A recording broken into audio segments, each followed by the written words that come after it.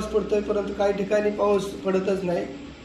शेतकऱ्यांबद्दल त्याचं आज काय सांगू, त्याचा एकदा होतं म्हणजे याच्यात जिथं नुकसान झालं आहे तिथं मदत करायची भूमिका घेतली पाहिजे. असं म्हणजे केंद्र सरकारची या बाबतीत मदत करण्याची पॉलिसी होती, त्यांनी राज्याला आमची मदत केली पाहिजे आणि राज्यांनी ते खाली शेतकऱ्यांच्यापर्यंत पोचवलं पाहिजे. आज महाराष्ट्राचे मुख्यमंत्री त्या दृष्टीनं प्रयत्न करत आहेत. महाराष्ट्राचे उपमुख्यमंत्री अर्थ खातं त्यांच्याकडे ते प्रयत्न करत आहेत. आणि मला असं वाटतं की यापूर्वी असे प्रकार झाले आणि त्यावेळेला राज्य सरकारने ठोसपणानं पावलं टाकली. त्याच पद्धतीची पावलं आत्ता टाकण्याची गरज आहे आणि ती टाकली जाते असं मला दिसतं. त्यांचे निकाल जाहीर झाल्या. महाविकास आघाडीने वेगवेगळे लढले, परंतु त्यांना चांगला त्या ठिकाणी प्रतिसाद मिळाला आहे. भविष्यात जर महाविकास आघाडी एकत्र लढली तर फायदा होईल असं वाटतं का? आपण एकत्र जाणार आहे?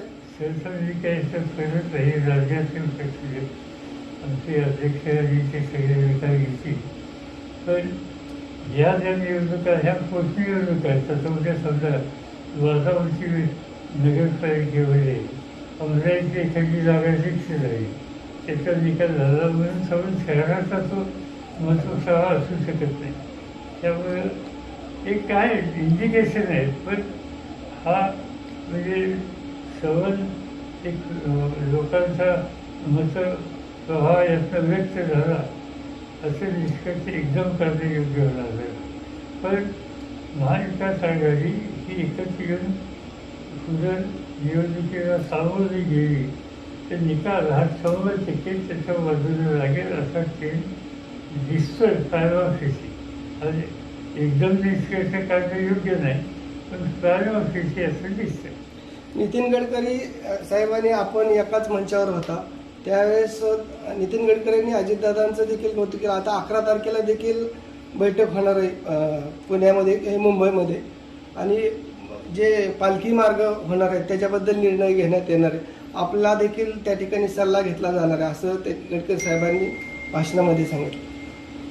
असं आहे की मी जाहीरच बोललो, केंद्र सरकारमध्ये जे काही सरकारमध्ये प्रतिनिधी आहेत ते विकासाच्या कामामध्ये पक्षीय अभिनय न ठेवता सहकार्य करतात. त्याच्यामध्ये गडकरी आहेत आणि साहजिकच की भाग असतात कुठे विभागामध्ये.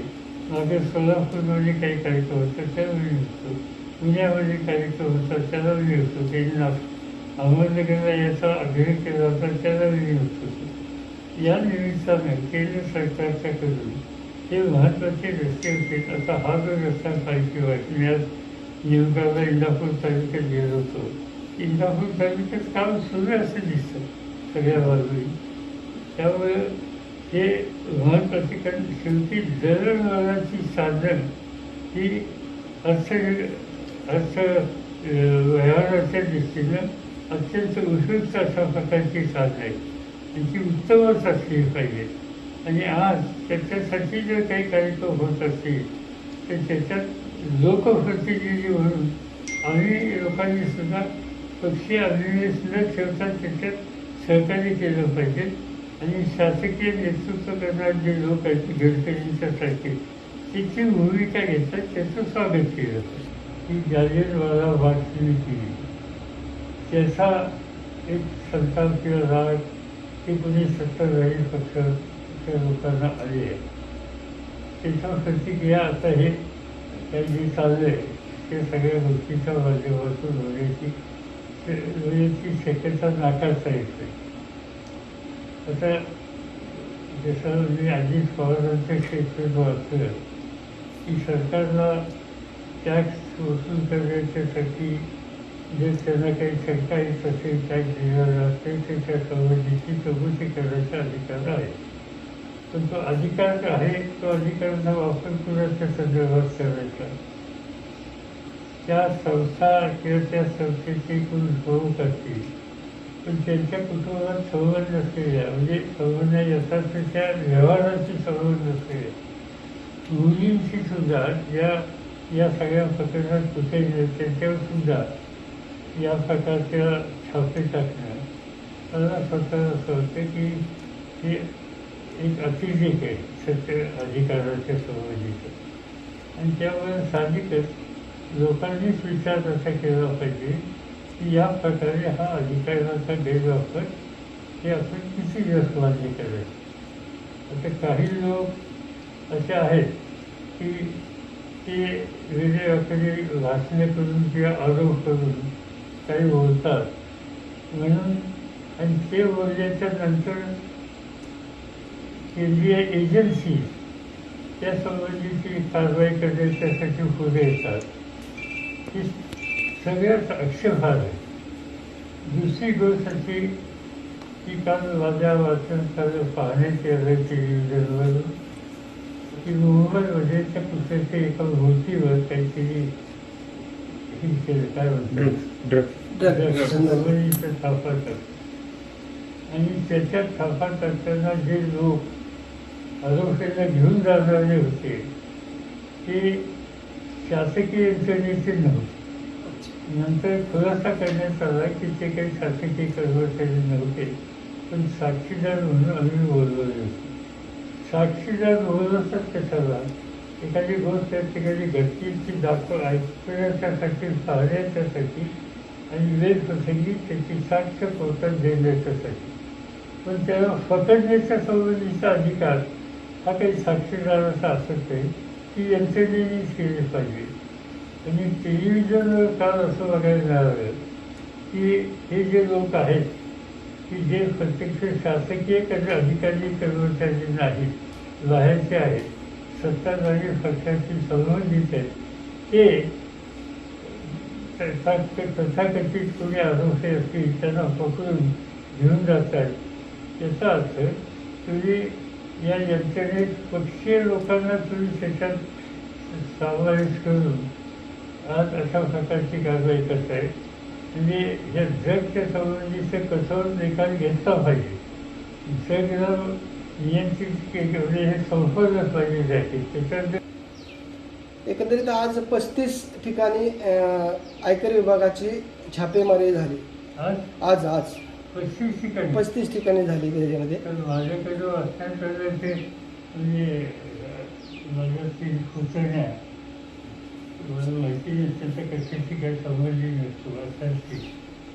आणि आणखी कुठं आपले सायबर डायनेमिक्सच्या ठिकाणी झाले, अंबालिकाला झाले, जराडेश्वरला झाले, पुष्पदंतेश्वरला एक झालेली आहे. पुष्पदंतेश्वर नंदुरबार जिल्ह्यामध्ये पुष्पदंतेश्वर जुना कारखाना ते कारखाना खाजगी कारखाने डायनामिक्सचं काय म्हणजे तिथं पण आज चौकशीला गेलेले 10 ते 12 पाच अधिकारी आहेत आणि आयकर विभागाचे. हां पण काय डायनामिक्सचा पुरेशी संबंध आहे. अजून ते काय कळू शकलं ना. अजून बी अधिकारी ते आतमध्येच आहेत.